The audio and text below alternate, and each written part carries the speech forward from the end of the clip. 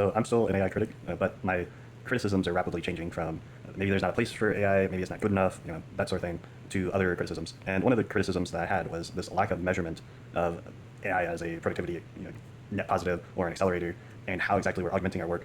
Because I would see a week of a schedule, and there'd be 4 AI related meetings, and there'd be one, how to switch from this last tool that we told you to this new tool that also doesn't work because we don't have dedicated infra, and here's this thread with hundreds of bugs that no one has figured out how to solve, and also by the end of the week you should give up on that tool and swap to this new tool and this new methodology and all this thing. Like, sure, you want to you want to keep on the curve, but at a certain point you need to treat AI like any other tool and roll it out, go through dedicated vendors, don't be making bespoke solutions and whatnot. And this is really the heart of this other criticism.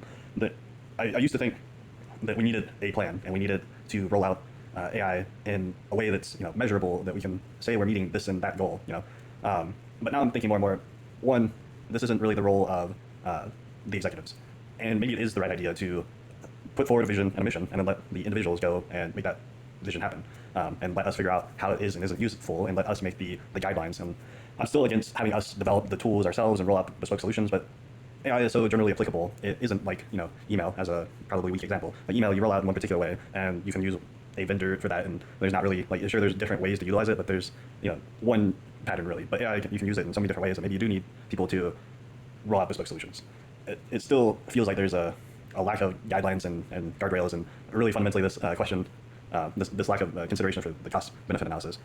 Just to poke fun at a new hire, not as new these days, he topped the charts of our tracked AI usage, which we don't track everything, but he uses some of the tools that get more tracked more often, and he's definitely at the top of the curve of churning through tokens. And it turns out in the last 3 months or something, he's used $10,000 worth of token credits, which is quite profound. And you have to stop and think, have you generated, well, that's in addition to his pay, have you generated 10,000 in value from that? Could we not have used that potentially for something else? But no one's stopping to ask those questions. There's no one, we collected and ranked this stuff for fun, really.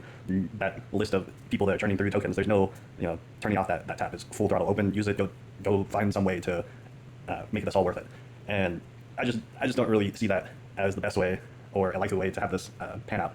And that's really the issue here. Is there's no clear guidance on here's how you roll out AI to be productive. There's no measuring of the rollout. There's no pruning of the things that are less efficient. And companies are really just relying on the employees to do their day job, and then also maintain all these tools, learn everything about AI, come up with the ideas of how to utilize them, make their own guidelines. And I don't think that that's a good way to go about this.